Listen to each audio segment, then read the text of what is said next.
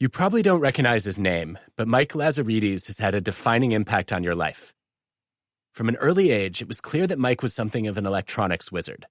By the time he turned 4, he was building his own record player out of Legos and rubber bands. In high school, when his teachers had broken TVs, they called Mike to fix them. In his spare time, he built a computer and designed a better buzzer for high school quiz bowl teams, which ended up paying for his first year of college. Just months before finishing his electrical engineering degree, Mike did what so many great entrepreneurs of his era would do. He dropped out of college. It was time for this son of immigrants to make his mark on the world. Mike's first success came when he patented a device for reading the barcodes on movie film, which was so useful in Hollywood that it won an Emmy and an Oscar for technical achievement. That was small potatoes compared to his next big invention, which made his firm the fastest-growing company on the planet. Mike's flagship device quickly attracted a cult following, with loyal customers ranging from Bill Gates to Christina Aguilera. Oprah Winfrey gushed, "It's literally changed my life. I cannot live without this." When he arrived at the White House, President Obama refused to relinquish his to the Secret Service. Mike Lazaridis dreamed up the idea for the BlackBerry as a wireless communication device for sending and receiving emails. As of the summer of 2009, it accounted for nearly half of the U.S. smartphone market.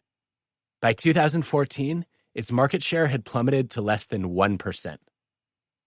When a company takes a nosedive like that, we can never pinpoint a single cause of its downfall, so we tend to anthropomorphize it. BlackBerry failed to adapt.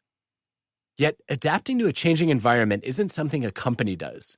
It's something people do in the multitude of decisions they make every day. As the co-founder, president, and co-CEO, Mike was in charge of all the technical and product decisions on the BlackBerry. Although his thinking may have been the spark that ignited the smartphone revolution, his struggles with rethinking ended up sucking the oxygen out of his company and virtually extinguishing his invention. Where did he go wrong? Most of us take pride in our knowledge and expertise, and in staying true to our beliefs and opinions. That makes sense in a stable world, where we get rewarded for having conviction in our ideas. The problem is that we live in a rapidly changing world, where we need to spend as much time rethinking as we do thinking. Rethinking is a skill set, but it's also a mindset. We already have many of the mental tools we need. We just have to remember to get them out of the shed and remove the rest. With advances in access to information and technology, knowledge isn't just increasing. It's increasing at an increasing rate. In 2011, you consumed about 5 times as much information per day as you would have just a quarter century earlier. As of 1950, it took about 50 years for knowledge in medicine to double.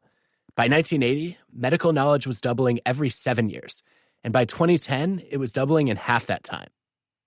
The accelerating pace of change means that we need to question our beliefs more readily than ever before.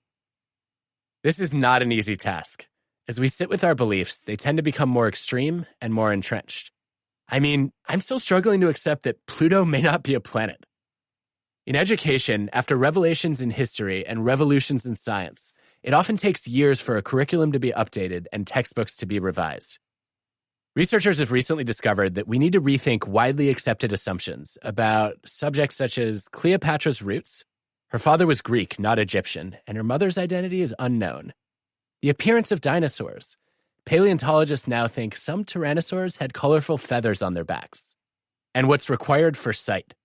Blind people have actually trained themselves in a version of seeing. Sound waves can activate the visual cortex and create representations in the mind's eye, much like how echolocation helps bats navigate in the dark. For my part, I'd assumed the phrase, blowing smoke up your arse, came from people gifting cigars to someone they wanted to impress. So you can imagine how intrigued I was when my wife told me its real origin. In the 1700s, it was common practice to revive drowning victims with tobacco enemas, literally blowing smoke up their behinds. Only later did they learn that it was toxic to the cardiac system. Vintage records, classic cars, and antique clocks might be valuable collectibles, but outdated facts are mental fossils that are best abandoned. We're swift to recognize when other people need to think again. We question the judgment of experts whenever we seek out a second opinion on a medical diagnosis. Unfortunately, when it comes to our own knowledge and opinions, we often favor feeling right over being right. In everyday life, we make many diagnoses of our own, ranging from whom we hire to whom we marry. We need to develop the habit of forming our own second opinions.